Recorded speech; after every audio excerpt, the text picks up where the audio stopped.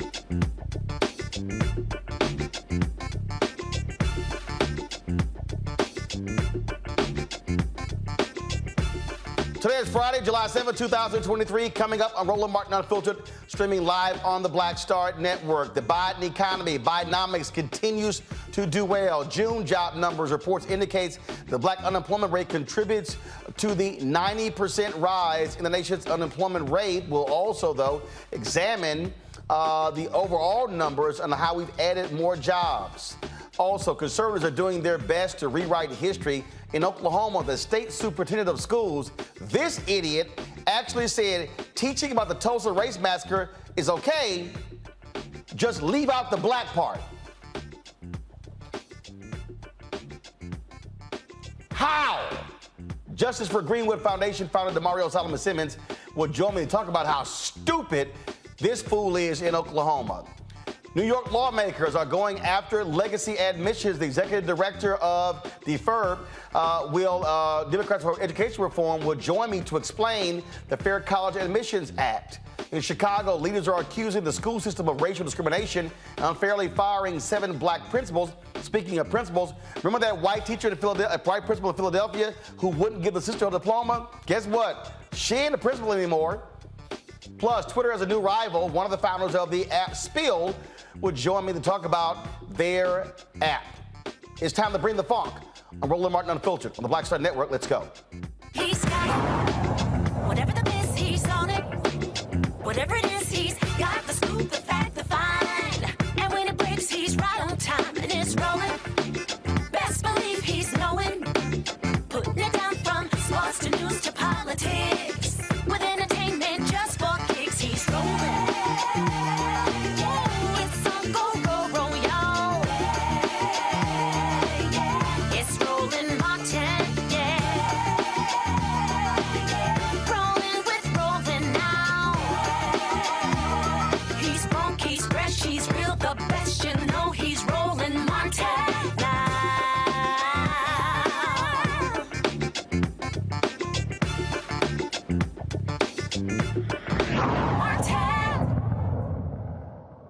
Overall unemployment dropped again. The June jobs report came out today, and the Biden White House shows that they say that their economic policies are working for the country.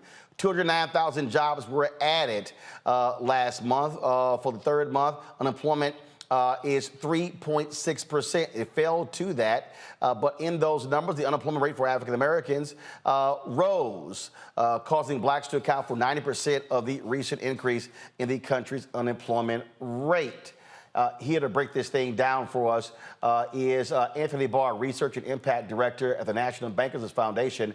Anthony, how you doing? First and foremost, and so again, so let's walk through this. Folks kept saying recession's coming, economy's tanking, all these doom and gloom people. You have the likes of Larry Summers, who was saying, "Oh my God, we need unemployment to skyrocket to lower inflation." None of those things have happened. So what's going on? Well, thanks for having me. It's great to be here tonight. And yeah, as you said, we're seeing inflation coming down without this huge hit to the labor market that Summers and others expected that we needed. And yet it's two different labor markets, right? There's the overall labor market, and then there's labor market for Black workers. And so Biden economics is working for the country in the aggregate, but when you break it down for Black workers, starting to see that that might not be the case for them. And so as you pointed out, Black unemployment increased again for the second month in a row. It is now at the highest it's been since August. And breaking it down a little bit, we went from record low in April that we were all celebrating at 4.7%. That's the lowest on record, to almost a full percentage increase now at 6.0%. And to put that in perspective, that number of 6.0% is the same as all workers without a high school diploma. So that kind of puts in perspective just how detrimental that number is. It's, of course, double the overall rate and double the white rate as well. And when you disaggregate it a little bit by gender, it's a story that's across the board. Black unemployment for Black men increased by 0.3% to 5.9, and increased for Black women by 0.1% to 5.4. And drilling down even further, the participation rates, the labor force has shrunk, the participation rates are lower, the employment ratio rates are lower as well. And so it's not just a case of, increased Black workers competing over jobs. It's the case that there's frictional and structural unemployment barriers so that the Black workers who are looking for employment aren't finding those opportunities, which is in direct contrast with white workers who increased their labor force and were still able to drop their their unemployment rate down slightly.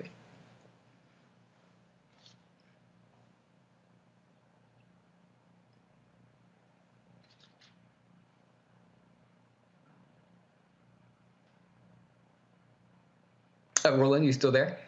Did I lose you? Yep, still here. Now, so the question again, is there any way to fully understand why what's happening fluctuating with the Black numbers? So when I look at it from a sector standpoint, I'm not seeing anything stand out in terms of specific sectors. And so this seems like kind of a broad pattern where, as we're seeing the labor market start to weaken and cool, the employers are able to be a little bit more discriminatory about who they're hiring. And so this is a pattern that we see throughout the literature, where you've got last in, first out, and as the labor force cools, Black workers are the first to not be hired. And so the way that I'm reading this is saying, okay, as you're increasing the number of white workers in their labor force, employers are filtering them into jobs, and they're overlooking Black workers who may be talented and able to take those jobs because they have that ability to show preference. And so overall, though, when you look at this, and so if you're looking at the unemployment numbers, if you're looking at stock market, if you're looking at, again, lowering of interest rates, if you look at gas prices, if you are assessing the economy as a whole, I mean, it literally is a stark contrast to obviously what Republicans say is going on, but also when you look at the polling data, where a lot of people are just awful and terrible. That's simply not the case. Yeah. So again, that seems to be the two-track story, right? That overall the economy is doing quite well, despite these interest rate hikes that are supposed to slow down the number of jobs being added and cool consumer demand and things like that. We're not seeing that really reflected in that side of things. But then in terms of the situation for Black workers in particular, it does seem like all of the gains that we've seen in the last several months are starting to be erased, and there's an increased inability to be sorted into jobs. And this is a question about what the Fed will do moving forward, right? So, they paused their interest rate hikes last month. That's in part because they kind of looked at the turmoil in the banking sector and wanted to make sure that they weren't going to add to it. But now their own staff economists are projecting some form of a recession later in the year or early next year. And so it's a question: are you going to hike into that? Are you going to make those conditions even worse, and do that in a way that will have a disproportionate impact on Black workers? Or are you going to say, let's continue to wait and see if this 2-month increase in Black unemployment is a trend, and if so, maybe we'll pause a little bit further into the future and allow some time for the current rates to already work their way through the system before we see how much further we need to push on it. All right, then. From a banking standpoint too, that the financial turmoil that you could see there as, banks fail or as credit tighten conditions, those things impact minority communities too, right? Because it means less capital being deployed, or borrowers who are on the margins or small businesses that have less collateral get denied for those loans. And so I think that's something else that should be factored into there as we're thinking about, can we retain a strong economy moving forward? See, this is why, again, I think we start trying to break down this economy and break down what's going on and why these things are happening. You simply can't look at one thing. You can't solely look at the monthly unemployment numbers. You can't solely look at the stock market. And frankly, we treat the stock market like it's, an NBA game where we want to see as many points as possible without realizing that you just can't keep going up and up and up and up and up, and everything's just going to be perfect and this thing's going to keep rising. That's simply not the case. Even if you look at inflation, all these people who are complaining about, oh my God, this is what happening under Biden, we literally had an artificial economy after the 2008 housing debacle. So you go from 2008 to 2022. I mean, when's the last time you had interest rates that were damn near zero for a decade or more? Yeah, that's exactly right. And, thinking about the stock market, if you push a little bit on that, the big, tech companies like the Googles and the Facebook, they're the reason that stocks are up slightly, if you're comparing the last couple months or, compared to last year when stocks were down.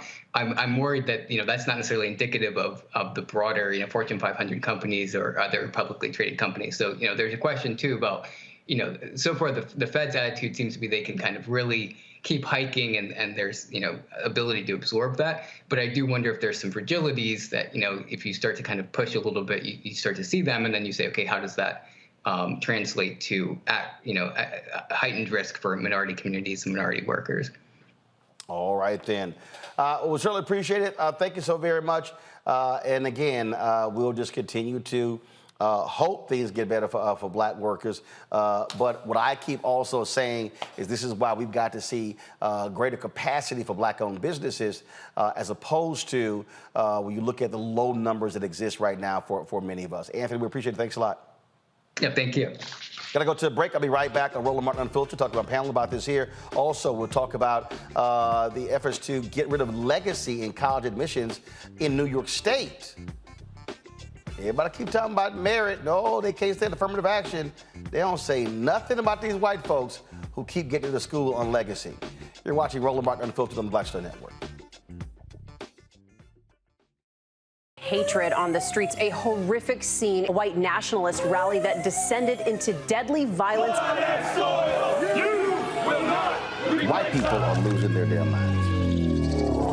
As an angry pro-Trump mob storms the U.S. Capitol, we've seen shooting. We're about to see the rise of what I call white minority resistance. We have seen white folks in this country who simply cannot tolerate black folks voting. I think what we're seeing is the inevitable result of violent denial. This is part of American history. Every time that people of color have made progress, whether real or symbolic, there has been what Carol Anderson at Emory University calls white rage as a backlash. This is the rise of the Proud Boys and the Boogaloo Boys. America, there's going to be more of this. Here's all the Proud Boys, guys. This country is getting increasingly racist in its behaviors and its attitudes because of the fear of white people. The fear that they're taking our jobs, they're taking our resources, they're taking our women. This is white fear.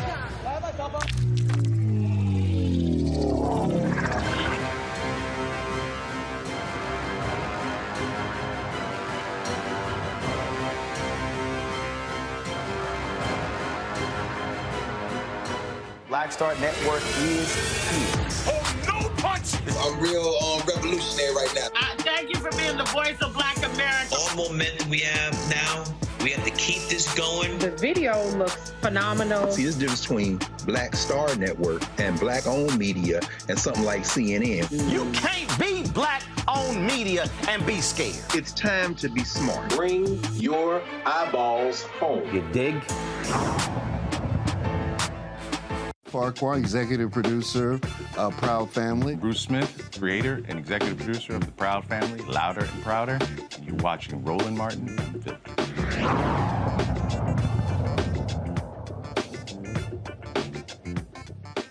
All right, folks, join me today is Michael Imhotep, host African History Network show.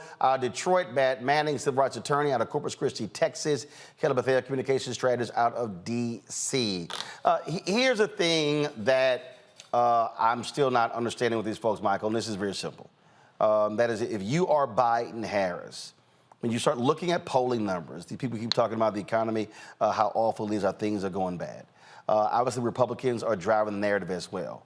Right. And so now they're running around talking about Bidenomics, and some people saying, oh my God, you know, that makes no sense whatsoever.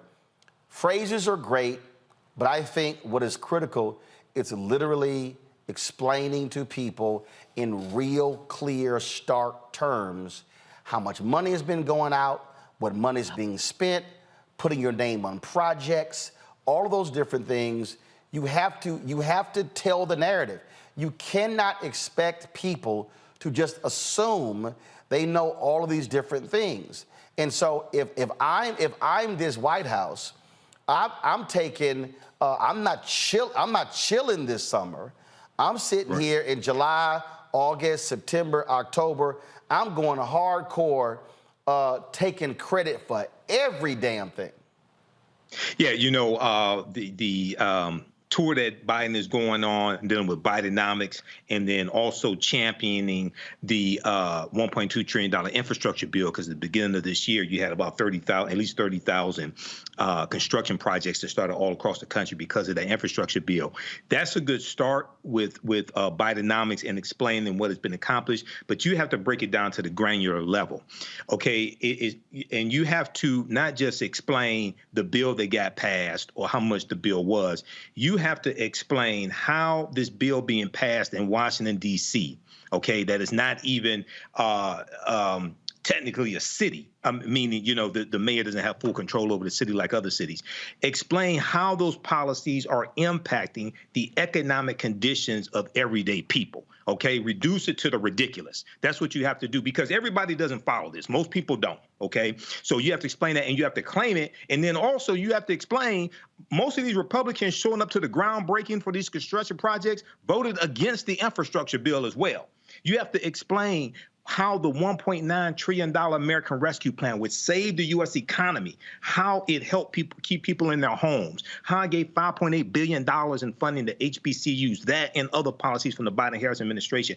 Talk about the 13.2 million jobs created in the 2.5 years that Biden and Harris have been in office. So you have to reduce this to the ridiculous and show how each one of these policies are helping people, and then tell them, compare this to what Republicans are talking about. Compare this to their policies, because overwhelmingly Republicans voted against these policies. See, I believe in being even more guerrilla with it, gangster with it, Kelly. Every Republican event where they are holding a news conference touting the spending or whatever, I would be sending folks there. In fact, I'm going to pull up in a second. You think about this fool, James Comer. He held an event. I got to find the tweet. He held an event talking about an airport in Kentucky. And he thanked Trump for the money, but there was money in the infrastructure bill that Biden passed forward as well. I would have people of the state Democratic Party at every event. Every event with, thank you, Joe. Thank you, Joe, for the money signs. That's how you have to counter these lies. That's exactly right. And it's funny because, you know, state level DNCs, they have that kind of money, and they actually can hire people to do that. I've actually seen hecklers, or professional hecklers, rather. I forgot what the original name for it is, but basically a professional heckler on the Republican side come to Democratic events and heckle candidates, heckle their staff, and try to get them caught up in saying something that could be a soundbite for the opposing party. I don't see that as much on the Democratic side. And that's actually, while some may argue unethical, it's an effective comm strategy to do so, because it's not like you're lying when they say that they said that. They said it. It's videotaped. It's on the record, what have you. And Biden, the Democratic Party at large, I believe, is a little bit soft on these issues as far as pushing what they actually do. I feel like the opposing parties that be are really controlling the narrative as to what this administration is doing. And that's simply not fair to anyone. It's not fair to the American people who frankly don't know what the truth is. It's not fair to the administration, who is trying to do everything they can for American citizens. And it's not fair to just how the political landscape is as a whole, because what's going to be on record is a lie, not what actually is happening. When I was at Texas A&M, Matt, Peter Roussel, he was Deputy Press Secretary to Vice President George H.W. Bush. And he was an adjunct professor at Texas A&M after he left the White House. And Peter said something to me that I never forget. He said, you know, Roland, he said, never not pat yourself on the back. I was like, interesting. Because we always hear, oh, no, don't pat yourself on the back. You're going to break your hand doing so. He said, no. He said, you know why you pat yourself on the back? Because it ain't no guarantee somebody else will. He said, always tell your story.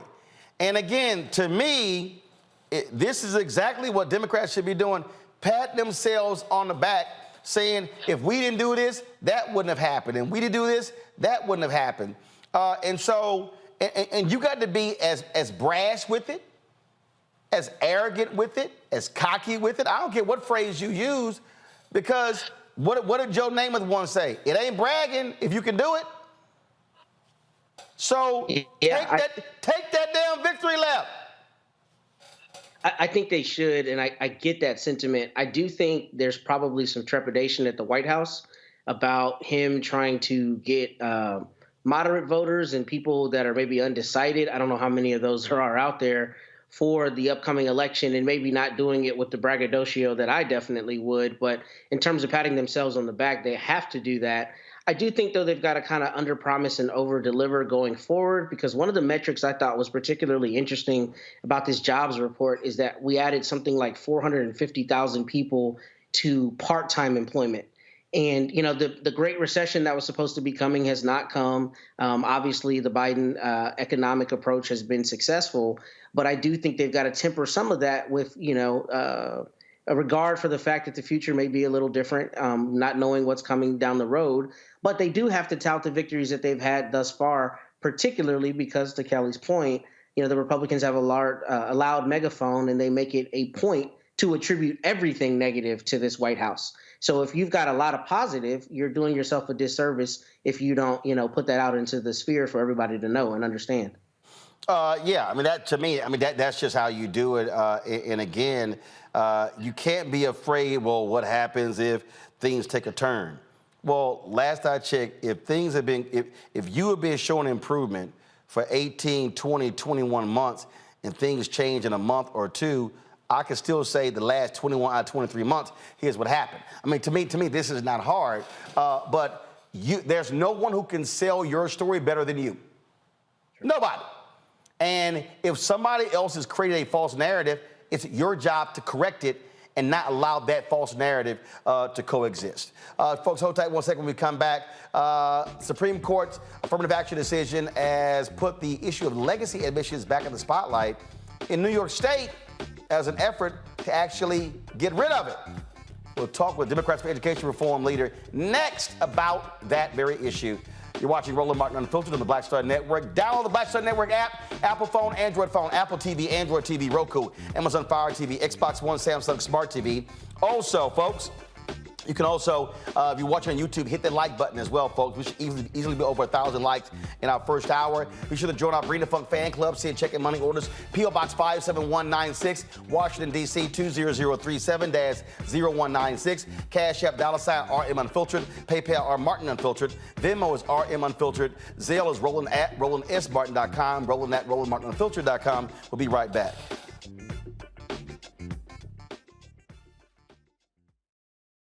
My early days on the road, I learned, well, first of all, as a musician, I studied not only piano, but I was also drummer and percussion. I was all city percussion as well. So I was one of the best in the city on percussion. There you go. Also studied trumpet, cello, violin, and bass, and any other instrument I could get my hand on. And with that study, I'd learned again what was for me. I learned what it meant to do what the instruments in the orchestra meant to each other in the relationships. Right. So that prepared me to be a leader. That prepared me to lead orchestras and to conduct orchestras. That prepared me to know, to be a leader of men, they have to respect you and know that you know the music. You have to be the teacher of the music. You have to know the music better than anybody. There you go. Right, so you can't walk in unprepared.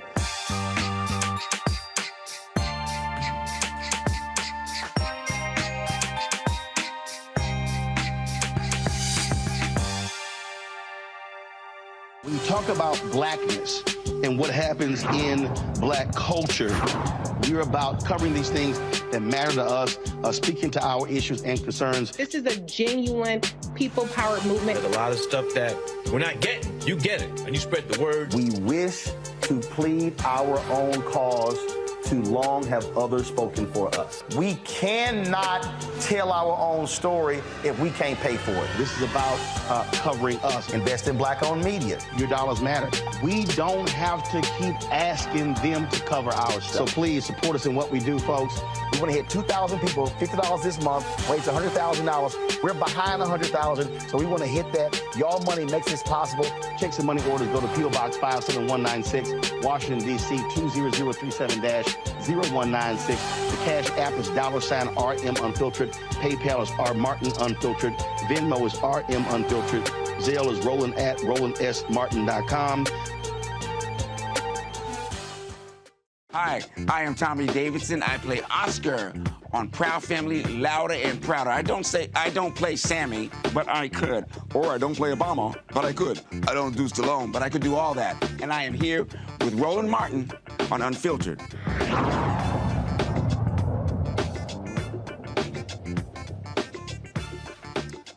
As I broke down last night, you look at all of these folks out here who yell, holler, and scream. They oppose affirmative action. Race should not be used. It's merit, it's merit, it's merit. But then they get mysteriously silent when you talk about legacy admissions. Anybody who looks at legacy admissions can go, who do they benefit? Let's be clear. It wasn't until you look at the majority of these PWIs in America, it wasn't until the late 60s, early 70s, you start seeing black students across the board. At first, they were black athletes. So we were not attending these schools, which means that, let me just put this thing in context. I was born November 14th, 1968.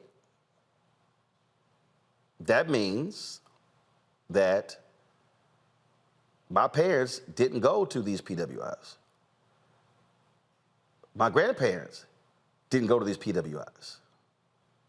That means that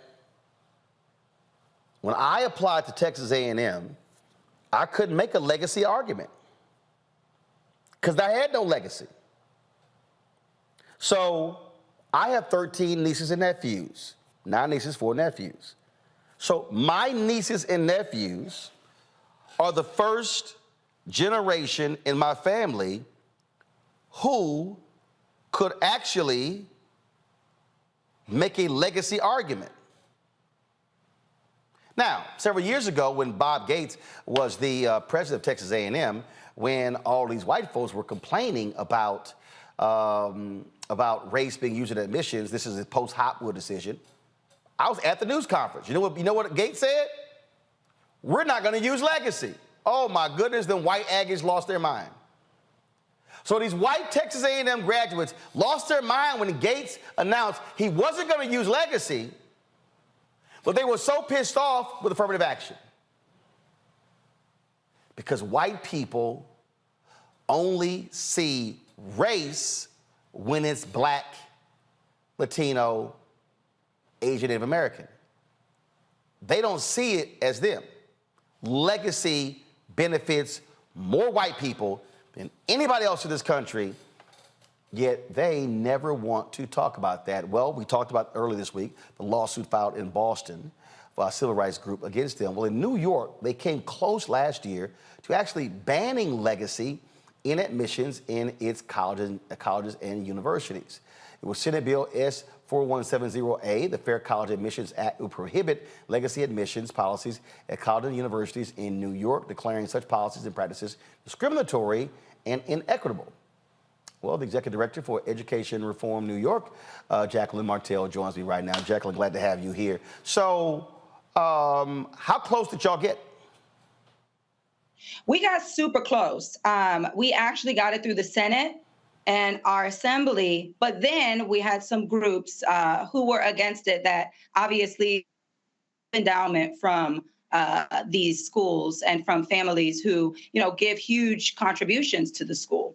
And so it is something that we will continue to push in the next legislative session. We got very close. We knew that this was coming. When we look at the data for legacy admissions, one, it is equivalent to a 160-point bump SAT score bump. There's more legacy students that are admitted through legacy preference than there are through affirmative action. And so, to your point, too, in New York, one of the most diverse school systems in all of the country, but yet one of the most segregated students, we inadvertently are not allowing for students who identify as first-generation college students to even get this preference. And so it is something that we really, really are continuing to fight for. We have over 70 colleges and private universities in New York who have the legacy preference question still on their applications. It's a problem here in New York. Yeah, and see, and again, for the people who don't understand, these nuances, this is very simple. A white student today who is invoking legacy is benefiting from Jim Crow. Right. And then the same white folks want to tell us, oh, it's unfair for you to benefit and I don't because of Jim Crow. They are literally benefiting from racist policies. Right. They're benefiting from racist policies because they have access to affluence and to wealth, quite frankly. And to your point, this is not even a partisan issue. Our national affiliate actually conducted a poll after the SCOTUS decision around diversity in schools. And I have the data here.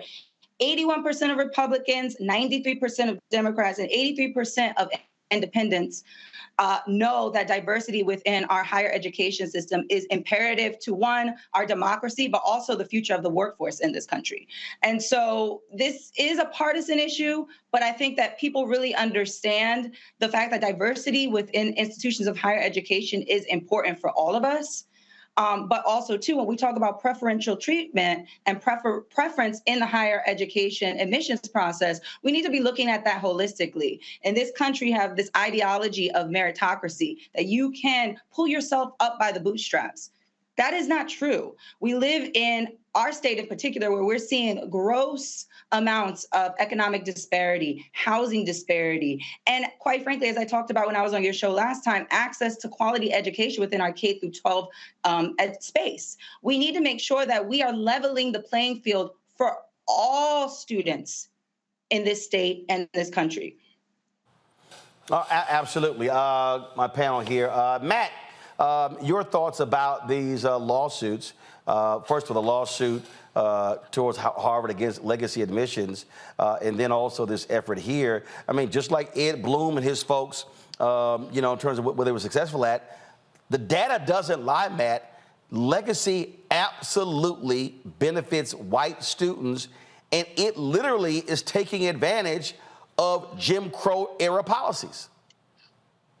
Yeah, I mean, I understand that, but if I'm completely honest, I'm struggling because not knowing the data, I would be interested in what percentage of the incoming students at any given school in New York, let's say, Jacqueline, if you have this data, are legacy admittals. And the reason I ask that is I understand all of those phenomena, and I think it's all abhorrent. I don't disagree with any of it.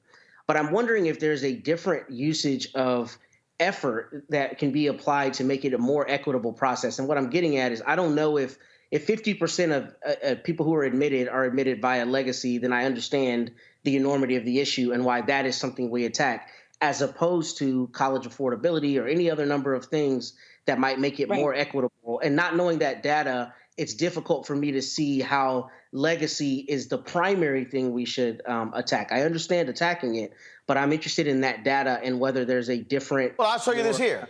I'll show this here. Okay, pull it up. I'll show you this here, Matt. Pull it up. A study was done. 43% of white students at Harvard were either legacy, athletes, or related to donors or staff. 43%. The same study, it says right here, the study found that roughly 75% of the white students admitted from those 4 categories labeled ALDCs in the study would have been rejected if they had been treated as white non-ALDCs.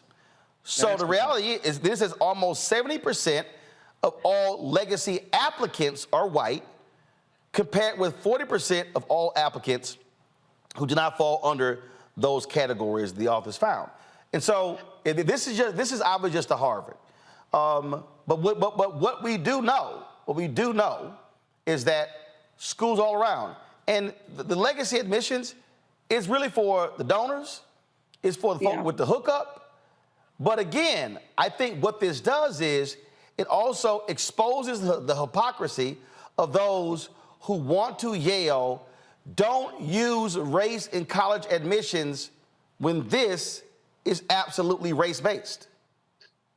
Yeah, and there's no question they're getting a very clear leg up. I'm merely asking in terms of the things that can make college more accessible to us writ large. What are those phenomena, and whether legacy falls, at the top of that? Because I don't disagree with you. There's a lot of intellectual dishonesty, and we know that. We know that they scream meritocracy, and they're the first to put down legacy because they know that gets them the shoe in where they're otherwise not qualified. I understand that. But in looking at the overall picture, Jacqueline, what does the data say in terms of first-year admits and legacy as opposed to non-legacy students? What percentage in New York, for instance, are legacy students, if you have that? That's a great question. One of the key issues that we actually have when it comes to understanding the data is that we don't get disaggregated data within this state. We actually at EARN, our national affiliate, and EARN New York have actually called for more transparency when it comes to data. What we do know, though, nationally, similar to the poll that Roland just pulled up talking about Harvard, is that 23% of students we know nationally are admitted through legacy admissions. There are more students admitted through the legacy preference than there are through affirmative action. That's a fact. But what we do need in this state and also nationally, and it is one of our calls to action, is we need more disaggregated data and transparency around it, because my guess is that those numbers are higher. What we do know in terms of the ecosystem here, as I mentioned before within New York, is that we have 70 colleges, public and private, who have this question on their application. 59% of the public and private colleges within New York in 2022 had the legacy question on its application. And we live in a state that is, and particularly a city that is so diverse. We have a huge conglomerate of students, a huge population of students who identify as first generation, similar to what Roland was speaking about before. Listen, I went to an HBCU. I went to City University, part of our public university system here in New York. And I also went to an Ivy League school. I've been through all types of modalities in New York. And what I can say is when I was going to the public university here, I had to hold down a full-time job while going to school full-time and also doing extracurricular activities. So the playing field is not equal, and I think that it isn't fair to necessarily relegate this to just that question as well. It's also about access to opportunity. Students need to have access to top universities within our country, but it shouldn't be necessarily only based on if your parents who had access when other groups who have been disproportionately marginalized in this country didn't have access. I don't think that that's fair, equitable. We look forward to seeing what happens there in the New York State Legislature It will be very, I can't wait to see what the arguments are as well for the people who are going to be defending it, but they also are against affirmative action. Always show the hypocrisy. Jacqueline, thanks a lot. Thank you so much. Folks, we'll come back. A white state superintendent who supposedly over schools. This fool literally said, we should talk about the Tulsa Race Massacre, but we should leave out race.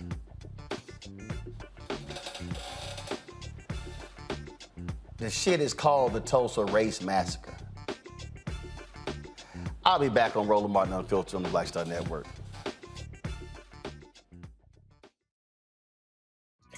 Next on A Balanced Life, we're talking everything from prayer to exercise to positive affirmations and everything that's needed to keep you strong and along your way. That's on a next A Balanced Life with me, Dr. Jackie, on Black Star Network.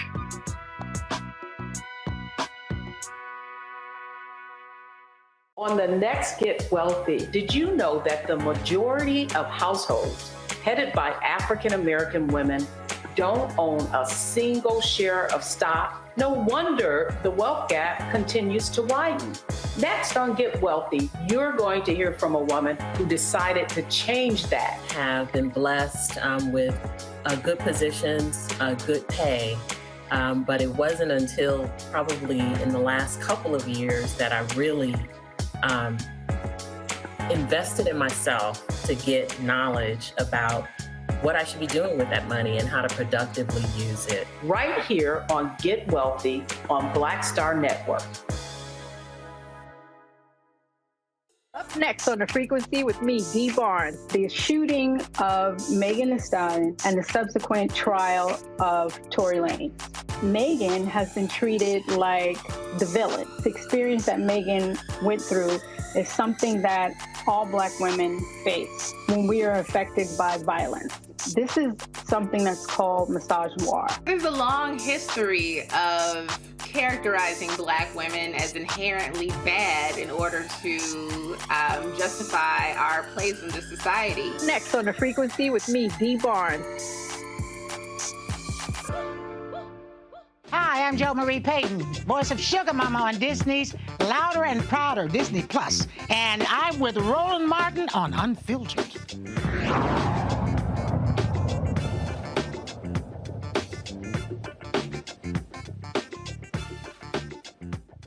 Ooh, Lord, I tell you, it's always some stuck-on stupid white folks in America. One of them is Ryan Walters. He is the Oklahoma State Superintendent of Schools. This dumbass, and I'm talking about dumbass, actually said this about the Tulsa Race Massacre of 1921. Tulsa Race Massacre not fall under your definition of CRT. Okay, thank you. I'm sorry, I didn't address that part.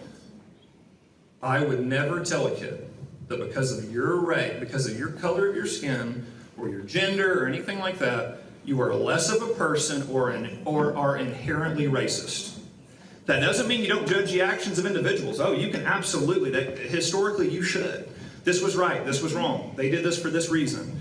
But to say it was inherent in that because of their skin is where I say that is critical race theory. You're saying that a race defines a person. I reject that. So I would say you be judgmental of the issue, of the action, of the content, of the character of the individual, absolutely. But let's not tie it to the skin color and say that the skin color determined that. One more follow-up. How does the Tulsa Race Massacre not fall under your definition of CRT? I answered it. That's my answer. And again, I felt the Tulsa Race Massacre was a race massacre. How does it not fall under CRT? I've answered your question. I do appreciate very respectful. The 100 years of silence was about race. How does that not fall? How does that not qualify for CRT? I appreciate your question. That's how you light his dumb ass up. Damario Solomon-Simmons, co-founder of Justice for Greenwood, joins us right now. He represents 3 of the survivors of the 1921 Tulsa Race Massacre. I mean, this goes to show you, Damario, the extent that, this is why also I wrote my book, White Fear. They're white folks like this guy who want to act as if Yeah, let's discuss the Tulsa Race Massacre, but let's leave race out of it. And this fool is over all schools in Oklahoma. Yes, sir. Roland, good to see you. First, I want to say congratulations to your 1 million subscribers on YouTube. I'm very proud of you for that. Appreciate it. And Roland, listen, you're right. This guy's he's the Oklahoma Secretary of Education, the superintendent for all schools. And people like Ryan Walters, this is what he said is so absurd, ridiculous, it's ahistorical. He's trying to brush aside the facts and the reality of what the massacre was about. Listen, they said their stated goal of the massacre was to run the Negro out of Tulsa. When they bombed and burnt down 40 square blocks, as this picture shows right here, it was for all of the 10 to 12,000 black people that lived in Greenwood. After the massacre, listen, look at the postcard. Running the Negro out of Tulsa. I'm not making this up. And then in the newspapers days after, in the city of Tulsa government and the Tulsa County government, they said we want to make sure that we police these Negroes more aggressively so quote unquote nigger town does not rise up again. These are the things that these people said at the particular time. And this is why it's so important to us at Justice for Greenwood that we continue to move forward this work, because we have to fight these false, absurd, ridiculous, false narratives that people like Ryan Walters want to put out into the world. And another reason why we're so hopeful that our current case that's pending right now in the Tulsa County District Court will be allowed to move forward to trial so we can get the truth of what happened with the massacre and we can forever shut down people like Ryan Walters. See, this sort of reminds me of the white folks in Virginia who did not want to deal with when the law was passed that the governor had to, when they kept folks with felony conviction from voting. And literally, the law was passed and the lawmakers said on the floor, this is to keep the darkies from voting. That was the actual intent. Then years later, it's like, well, no. That's not why we're continuing this. No, the record is clear. It was intended to keep the darkies from voting. No different than the law in 1890 where they changed the Constitution and they added a whole slew of felony convictions in Mississippi to keep black people from voting. So there are white folks in this country who want to deny exactly why laws were created, and those same laws are still impacting us today, but then they want to say, oh, no. The intent and the motive has changed. The motive is the same.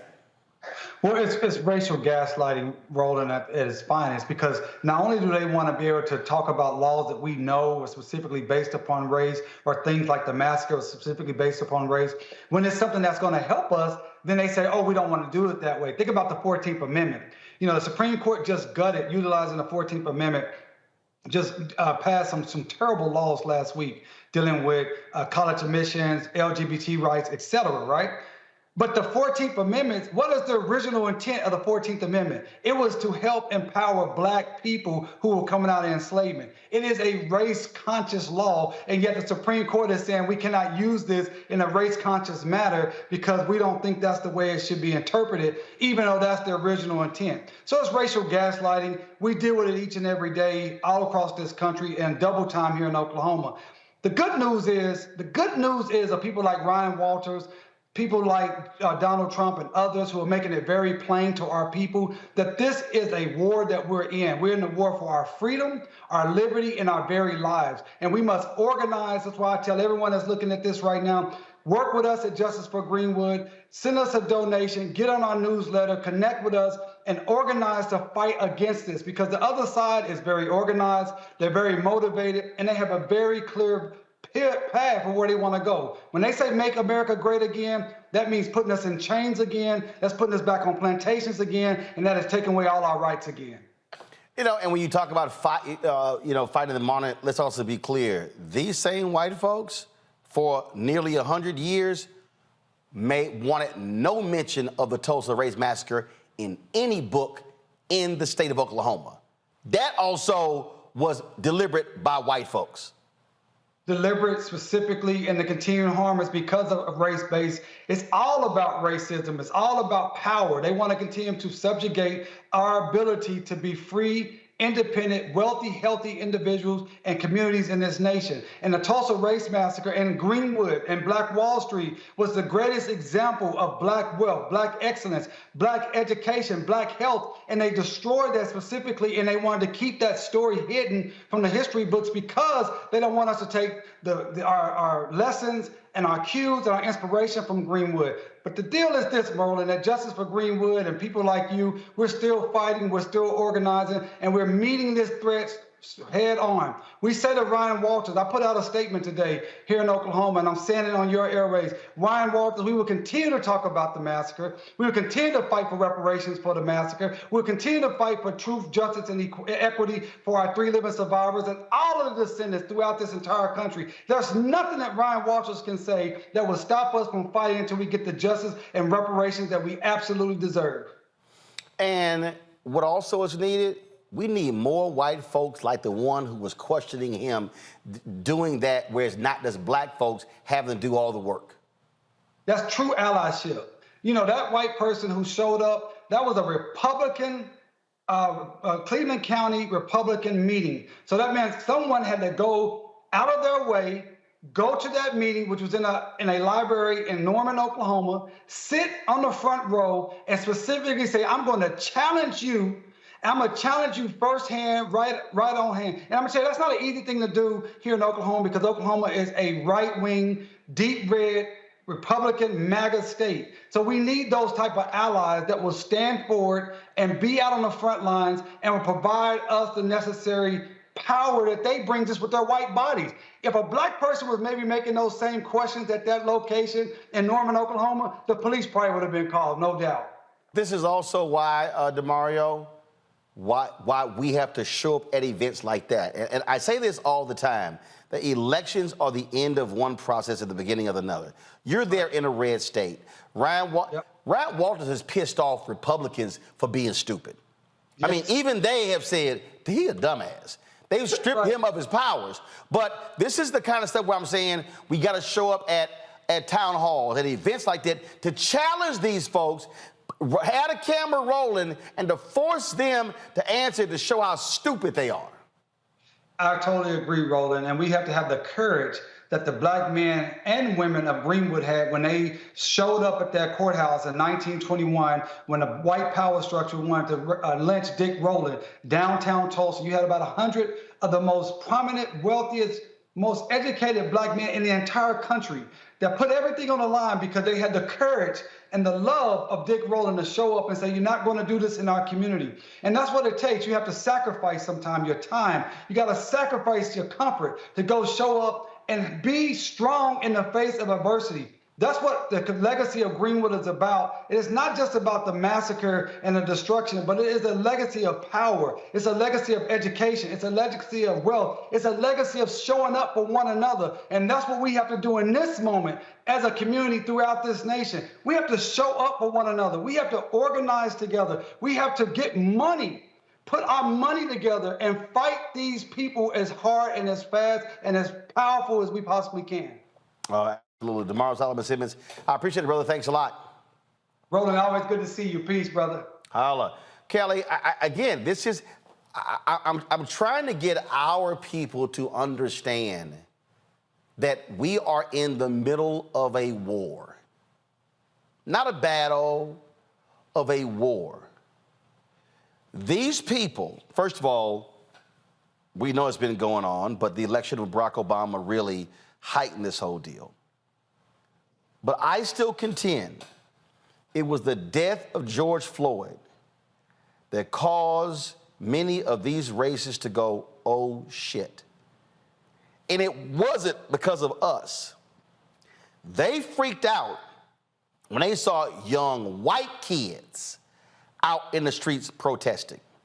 They freaked out when they saw them inside of offices demanding change as well.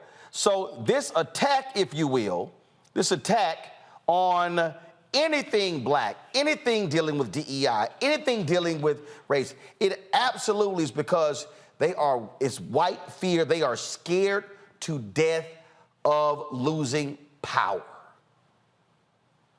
Because at the end of the day, Roland, I feel like that's all they have. They don't have the numbers. They don't necessarily have the influence. They absolutely do not have logic on their side. All they have is a power that they stole for centuries that they're trying to maintain and keep. And when you have a generation that, frankly, in my opinion, is probably the freest generation on record as far as thought, as far as movement, as far as culture is concerned. Yeah, you're right. They are scared because it's like, oh, wait, we didn't teach this generation how to be as racist as we are. We didn't teach this generation how to be as bigoted. And we kind of can't anymore because it's out the barn now. It's out the door. So they are doing everything they can in their power to, rewind the clock a little bit by way of these policies, by way of this rhetoric, by way of this superintendent thinking that he can get away with saying that the Tulsa Race Massacre wasn't about race. It's like, if you say it enough times, maybe it'll be true. And I feel like that's the logic that they're trying to perpetuate.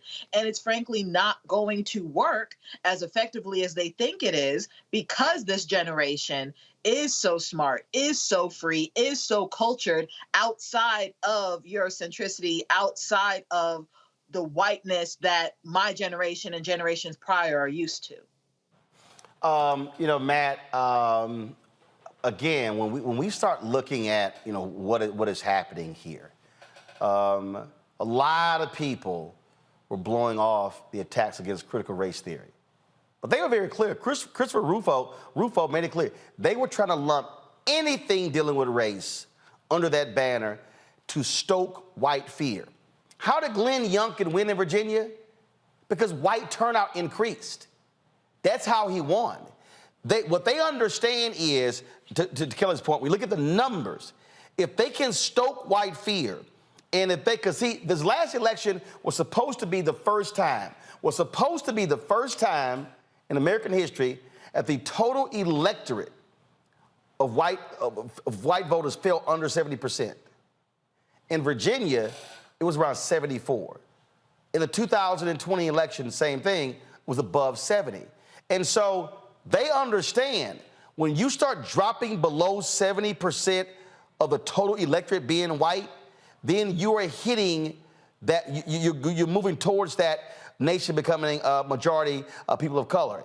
That is what's freaking them out. And so they are trying to find every racial button to push in order to keep that white fear machine going. And every mechanism to, aid that machine. I like it, Roland, when you pass it to me and you basically make the arguments I'm going to make. But you're right, 100%, particularly with CRT. I mean, we've talked about it a million times on the show, but that has become a dog whistle for anything race. And what's particularly insidious about people like Walters is they try to paint it like they have some moral high ground. If you listen to what he said is, oh, yeah, I want you to decry the action, but you don't make it applicable to the person because of their race. When we all know that Tulsa race riots were about race, as the brother just said, right? I mean, that's all it was about. But what they try to do is repackage it and try to make it about some individual analysis of an individual person, despite the fact that whiteness is the primogenitor of all of it. It's the thing that's driving everything. So I think you're 100% right. And that goes part and parcel with things like voter disenfranchisement and trying to make it harder to vote, right? Because it's a numbers game. Anybody who's been involved in any political campaign, it's all numbers. It's all where you're going to get the biggest turnout on your boxes, what's the best precinct, all that stuff is all numbers. So it's all metrics, and it's all a matter of decreasing the numbers of us participating and increasing relatively the numbers of them participating as the overall number dwindles. So I think you're exactly right in your analysis. This right here, Michael, is why I spend so much time trying to explain to black people, don't get caught up in dumb shit. Don't get caught up in these silly arguments and these silly debates, things along those lines. I mean, here's a perfect example. And I had to sit here and so you take Brianna Joy Gray. She tweeted this nonsense earlier. Endorsing Joe Biden now is a betrayal of progressive interest. It was true of Bernie Sanders' endorsement and is true of AOC. Most Democrats don't want Biden to run. Bernie and AOC are tragically out of step with the movement and the moment. Well, first of all, most people don't want to run because he's too old, but he's running. So I responded to her, and I said, oh, please, that's utter BS. You must enjoy losing. The moment Biden won in 2020, we knew he was running for re-election. This ain't The Sims. It's reality. Bernie Sanders knows it, too. This is the rationale that led to Trump winning and getting 3 SCOTUS picks. She then goes, people like Roland Martin will try to guilt and shame you into selling your vote cheap. The corporate Democratic Party cannot exist without your cooperation. It's your right to stop cooperating, demand more. And then, of course, you know, I couldn't leave it there. So I had to respond to that foolishness. And I said, nah, Brianna, I'm not stuck on stupid. I'm in Virginia. I saw white turnout increase to elect Youngkin. I saw what happened when CRT was bullshit and used to drive white fear. You have taken L's in elections because you desire the perfect. I understand power. Losers have none. The thing that we have to understand, that we have to keep saying to black people, Michael, all across this country, and I don't care whether your ass call yourself a Freedman, FBA, B1, ADOS, whatever the hell, the folk on the other side don't give a damn what letter you use. You can holler Freedman, FBA, B1, ADOS, you can call yourself whatever the hell. Their whole deal is to keep your ass in your place. And what I understand is, I understand the simple math. There are 2 parties, Republican and Democrat. One don't give a damn. One empowers Stephen Miller, who's stopping the black farmers from getting their money. He's threatening law schools. One appointed 3 Supreme Court justices who rule against us in critical cases. Now, that doesn't mean that we don't fight, challenge, push, go hard against Democrats. But if I know evil wants to take my ass out, I ain't trying to coexist with evil. And what I'm not going to do is sit my ass at home and allow the other evil folk to vote and elect people, and then I sit back and bitch and moan and go, I can't believe they did that. I can, because they told your dumb ass they were going to do it. Yeah, you know, as much as I loathe and despise Donald Trump, practically everything he did, he told you ahead of time he was going to do it. Your ass was just too stupid to believe him and do the research. He told you he was going to do it. He told you he was going to only nominate Supreme Court justices who would overturn Roe versus Wade. He told you he told you he was going to nominate federal judges. He told you he was going to unleash the police. He ran on the platform of Blue Lives Matter. OK, so all the things that he did, he told you he was going to do ahead of time. But people like that, see, now this is one of the problems with the 2016 presidential election. You had a lot of these woke ass progressives out here. People like Dr. Eddie Glaude on MSNBC, who sat his ass on MSNBC and told people, don't vote for president. In 2016, he said, vote for everything except president. My TV One show and said it, and I was like, nah, bro, I ain't feeling that. Yeah, but then he found out fat meat is greasy. I don't know why they still have him on MSNBC. Now on Deadline White House, on Nicole Wallace's show, he said he apologized, you know, for saying that. This was maybe a year or 2 ago. He said he had too much faith in white people. Wait a second. You got a PhD and you're that ignorant not to see this domestic terrorist threat coming named Donald Trump, who ran on the platform of law and order, which was a throwback to Richard Nixon in 1968, who ran on the platform of law and order, which means protect white people and lock up African Americans. But the person that you tweeted with, I don't go back and forth with people like this. This is what I do. I drop this on them. Proper documentation ends all conversation. Read fact sheet. The Biden-Harris administration administration advances equity and opportunity for Black Americans and communities across the country. That's at whitehouse.gov. It's about 36 pages. It breaks down how the policies of the Biden-Harris administration are helping and benefiting the African-American community. Now, you compare that to what Republicans are doing. You compare that to what independents are proposing. This is stuff that's actually happening or they are working on. So we have to understand you're not going to find perfect candidates, just like you don't have perfect constituents. And this is one of the problems with a lot of these people who are so idealistic, don't understand history, never read the U.S. Constitution, and sit up here. If they can't find somebody that's perfect, then they're not going to vote. One of the most important things I learned from the 2016 presidential election is how much BS white people will take to achieve their goal. For many people who voted for Trump, he wasn't their first, second, third, fourth, or fifth candidate. Okay, he wasn't their first, second, third, fourth, or fifth choice. But they said this is about the Supreme Court. They said this is about controlling the federal bench. They said this is about overturning Roe versus Wade. They saw him as a means to an end. Okay, they were willing to hold their nose and use him as a tool to accomplish what they wanted. We have to do the same thing. I'm neither Democrat nor Republican, but I sure as hell ain't stupid.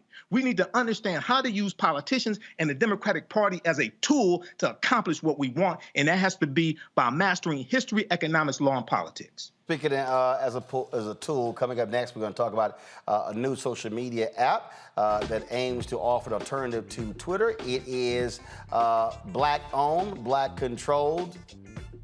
But some of these people are still whining about here. Oh, I can't stand the people who complain about stuff and they ain't never launched a damn business in their life. We'll be talking with one of the co-founders of Spiel next on Roland Martin Unfiltered on the Black Star Network. Next on The Black Table with me, Greg Carr. The United States is the most dangerous place for a woman to give birth among all industrialized nations on the planet. Think about that for a second. That's not all. Black women are 3 times more likely to die in this country during childbirth than white women. These healthcare systems are inherently racist.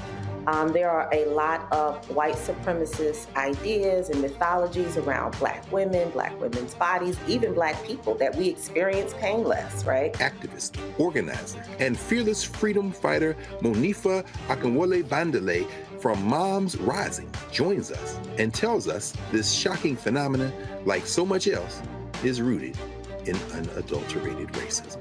And that's just one of her fights. Monifa Bandele on the next Black Table here on the Black Star Network.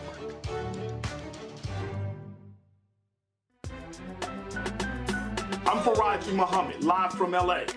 And this is The Culture. The Culture is a two-way conversation. You and me. We talk about the stories, politics, the good, the bad, and the downright ugly. So join our community every day at 3 p.m. Eastern and let your voice be heard. Hey, we're all in this together. So let's talk about it and see what kind of trouble we can get into. It's The Culture, weekdays at 3, only on the Black Star Network.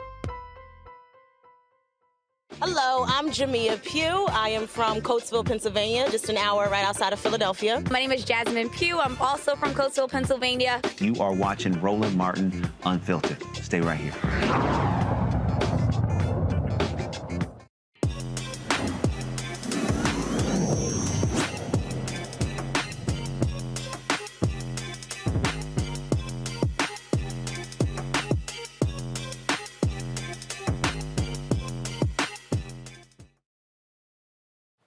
Two former Twitter employees joined forces to create what some are dubbing Twitter's rival, or the true Black Twitter.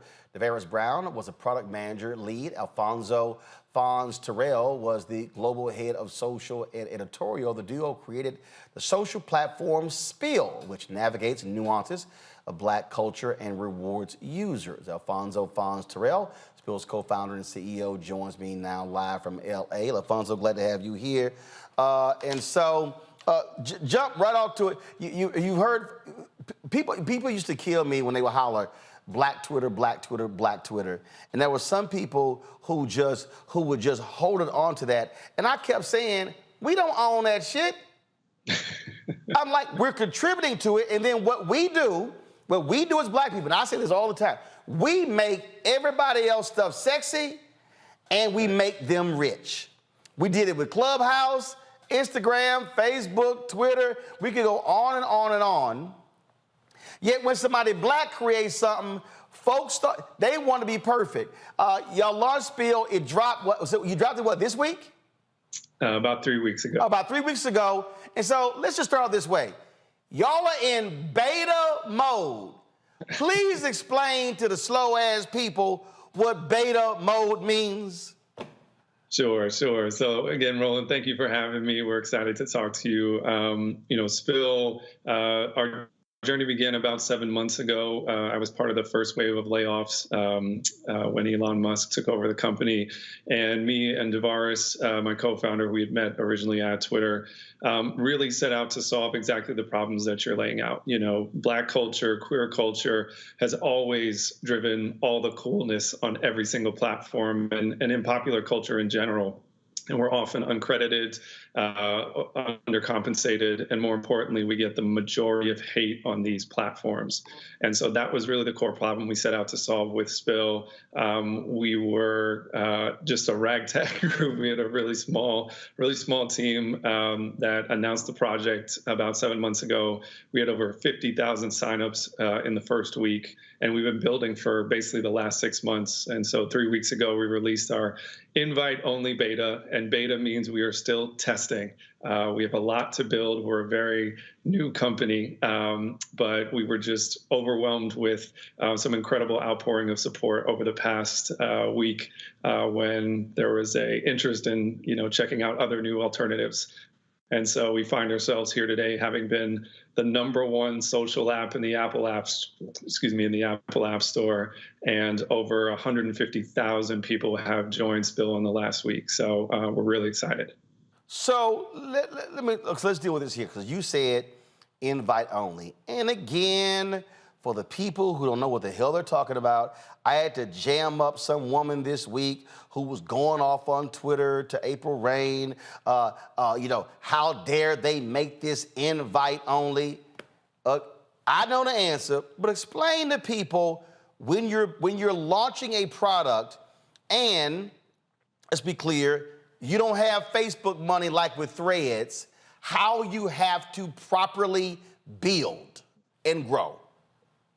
Yeah, exactly. So invite only really is a tool not to gatekeep. I want to be clear about that. It's really to ensure that we can gradually grow and make sure that we're getting the right amount of testers into the product so we can learn and adapt and adjust. This is a process that takes a good amount of time. We're going to be an invite only for a little while longer, but I assure you, and to everyone out there who's on the wait list or on an Android phone, we're coming, we're going to get to you, but we really want to make sure the platform is really strong and can deliver on the vision that we've laid out before we let all the folks in. Okay, so now I want to stay there again. So again, for the really slow people, what they don't understand is server time costs money. And so if y'all just made it through this thing out there, all of a sudden, if this thing totally blows up, your expenses all of a sudden shoot up dramatically because the servers have to be able to handle that level of traffic. Server space, server time, that's money. Well, and especially it's server time, it's support, customer support. When you have thousands of people who might have misspelled their email wrong and are emailing us constantly, we need to have those tools in place. It's moderation. It's making sure that the platform is as safe as we can make it, so that when you arrive, you're having an amazing experience. But for us, it's really important that the communities that we have set out to serve, again, Black folks, queer folks, other marginalized groups, when you come to the platform, that's what you're going to experience at Spill. Anyone can join, but you are going to see these communities that that we come from and that what we're supporting. And yeah, this Spill here, and shout out to Questlove and everyone. It's been really beautiful to see that happening in real time, but we have to make sure we build this intentionally so that it doesn't turn into what we already know social media can devolve into. Well, and again, as somebody who created this show, the goal was always a network, but I couldn't build the network first. I had to build the show. I had to do proof of concept. I didn't start off with 15 people. We started off with 3 and then just and built from there. That's how you grow a business. And the other thing is this here, and I saw this with Isaac Hayes III's app fan base, and I see this all the time with a lot of black people are super critical, again, of black creators.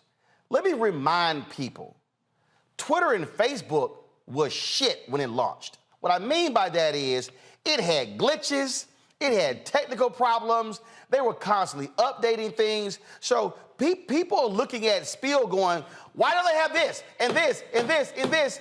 Twitter didn't have those things, okay? I remember Instagram, you couldn't even do, well, I think what was it, initially a 10-second video? Right. And then they went from there, and so that's also the thing, and people have to understand, we got black, and I'm gonna say this, you ain't gotta say it, I'm gonna say it, black people, we have got to give black creators the same runway we give white folks. Go ahead. $1,000,000,000%. And I would just add to that, I think, I'm super proud of our team.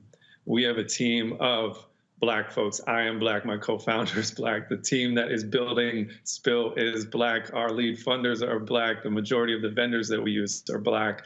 And in the last 4 months, with the money that we raised on our own in an environment where Black founders raised less than 2% of venture capital every year, to be able to raise money in this environment and build a platform in less than 5 months that could withstand a surge of traffic that would grow our audience by 30x. And we didn't go down. We had a couple little glitches, that's normal, but I'm just so proud of my team. And I'm so proud of what's happening, and I'm so appreciative of all the people that are checking it out and, helping spread the word about Spill. So that's all I have to say there. Well, now, when you talk about, and I saw some tweets on this here, because you've got some people who are saying, why isn't this for Black people only? Mm-hmm. And I think you put a video out where you sort of spoke to this.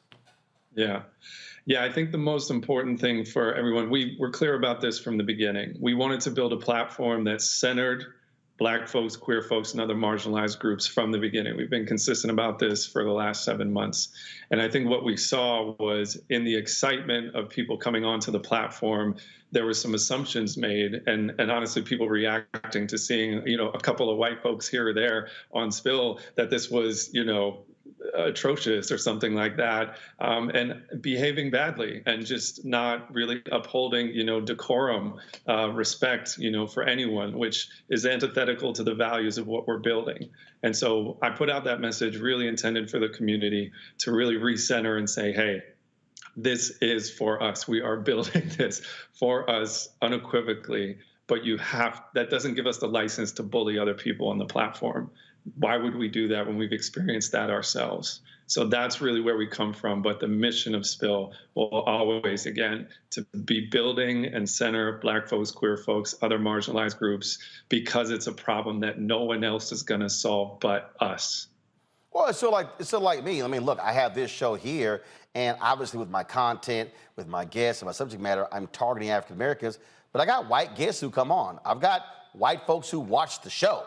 So I can't sit here. I mean, literally, I got a letter from a 70-year-old white gay man who contributed to our Bring the Funk fan club.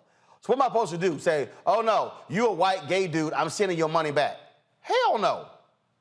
And I'm glad that he's watching the show and he said, I am learning things I never even knew existed. Hello? Exactly, and that's exactly the point, right? Like, one, we want a space that anybody can benefit from what we're building. But when we come to like the creator economy, for example, and you've talked, probably heard so much about other social platforms promising Black creators or queer creators, oh, you get a party this month, or you get, you get a fund over here. We want creators that we are centering on our platform to be able to benefit from any audience that wants to come and enjoy their content. And that's a big part of this. And we're really trying to create an ecosystem here. And I think that's something that maybe people haven't seen before, that yes, we can be Black, we can build for Black communities, and everyone can enjoy it. And that can be an amazing business. I think that's really, we're overdue for something like that.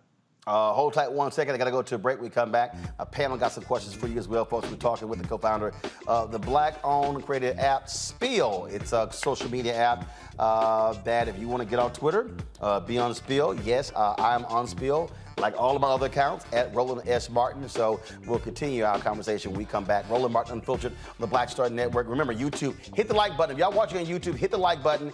We should easily be at 1,000, 2,000 likes. It impacts the algorithm, which also impacts it being recommended, which impacts money that we make. So one, that's important too. Download our Black Star Network app, Apple phone, Android phone, Apple TV, Android TV, Roku, Amazon Fire TV, Xbox One, Samsung Smart TV. Also contribute to our Breeder Funk fan club. Y'all, this show ain't cheap. And so bottom line is this stuff actually costs. We're fighting the good fight for advertising, but it's real. So your dollars make a huge difference for us to do what we do. Send check and money orders to P.O. Box 57196, Washington, D.C. 20037-0196. Cash App, $RM Unfiltered. PayPal, R Martin Unfiltered. Venmo is RM Unfiltered. Zelle, Roland at RolandSMartin.com. Roland at RolandMartinUnfiltered.com. And be sure to get a copy of my book, White Fear, How the Browning of America is Making White Folks Lose Their Minds, at bookstores nationwide. Download your copy on Audible. Order on Amazon. We'll be right back. Hatred on the streets, a horrific scene, a white nationalist rally that descended into deadly violence. White people are losing their damn minds. As an angry pro-Trump mob storms the U.S. Capitol, we've seen shooting. We're about to see the rise of what I call white minority resistance. We have seen white folks in this country who simply cannot tolerate black folks voting. I think what we're seeing is the inevitable result of violent denial. This is part of American history. Every time that people of color have made progress, whether real or symbolic, there has been what Carol Anderson at Emory University calls white rage as a backlash. This is the rise of the Proud Boys and the Boogaloo Boys. America, there's going to be more of this. Here's all the Proud Boys, guys. This country is getting increasingly racist in its behaviors and its attitudes because of the fear of white people. The fear that they're taking our jobs, they're taking our resources, they're taking our women. This is white fear.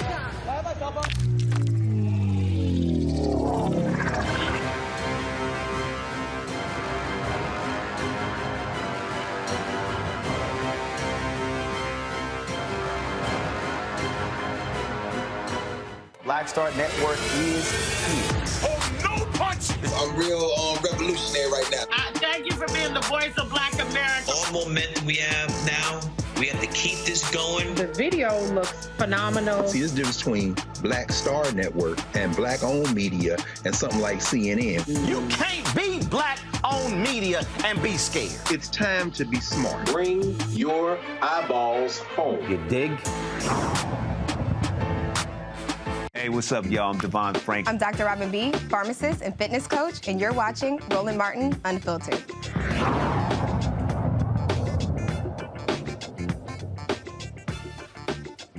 All right, folks, talking with the co-founder of the app Spiel. You can follow them on Twitter at Spiel Mob. Same thing on Instagram. You can download the app. Right now, it is iPhone only. Y'all, that ain't new. It's a whole slew of apps that have always been iPhone first, and then Android came second as they developed the app. And so that's important. Let's go to our panel. Let's see here. Kelly, you first. Sure. First of all, thank you for even creating this platform. I absolutely love it. I'm on it all the time. Actually, I check that now before I even check my Twitter because I love it so much. My question to you is actually a personal one because I would actually love to spill while I am doing Roland. Is there in the future going to be a desktop version similar to other platforms? And also, how can I help out? I'm already on Spill. First of all, amazing. Thank you. We are so happy to hear that. That means so much. We do have desktop on the roadmap. I won't say it's coming immediately soon. The priority next is going to be Android, among a few other things. But it is definitely on the roadmap, and we know we want to make the tools, especially for journalists and other content creators in the space, to be as easy as possible to use the platform. So more to come there. And then, yeah, how to help spread the word. We are dropping a special code just for you guys here on Roland Martin. If anybody wants to join Spill, the code is SPILLMOB, SPILLMOB. So just share it with your friends and your networks and let them know that this is really for us. First of all, repeat that again. Say it again. SPILLMOB. So, Spill Mob. So that's the promo code for the Roland Martin Unfiltered family? Yes, you guys got it. All right, folks, y'all got it right there. So stop sending me tweets saying, "Yo, how can I get the hookup for a code?" This is why you got. This is why you got to support this show and watch this show. Let's see here. Let's go to Matt.